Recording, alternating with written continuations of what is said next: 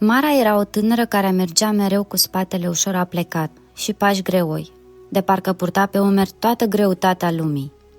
Oriunde se ducea, trăgea după ea o valiză mare, veche, fără roți, fără mâner, doar un obiect masiv pe care încerca să-l strângă cu brațele obosite.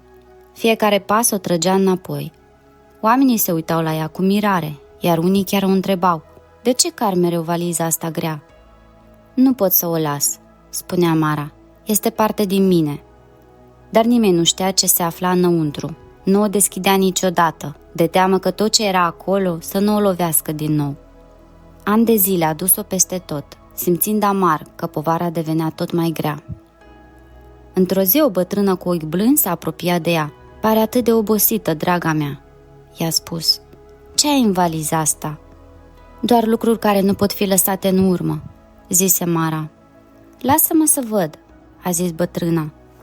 Mara a ezitat, dar apoi a deschis încet valiza.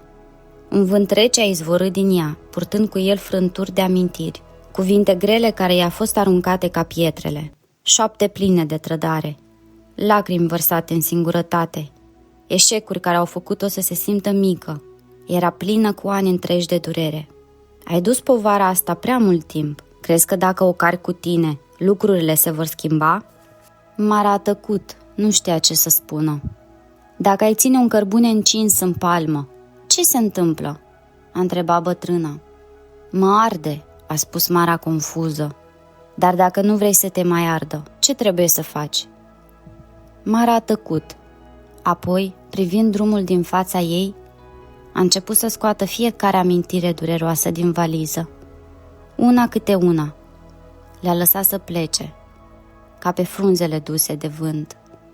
Cuvintele grele s-au risipit, trădările s-au destrămat ca un fum, lacrimile au fost șterse de briza dimineții. Când a terminat, valiza era goală, era ușoară ca o pană, nu mai era nimic de cărat. După mult timp s-a simțit în sfârșit liberă. Libertatea nu începuse când a deschis valiza, ci când a ales să o lase jos. Rănile trecutului nu trebuie cărate pentru totdeauna, ele nu dispar, dar nici nu trebuie să ne tragă înapoi. Nu poți schimba ce ai cărat până acum, dar poți alege ce să pui în valiza ta, de acum înainte. Greutatea ei va fi mereu în mâinile tale.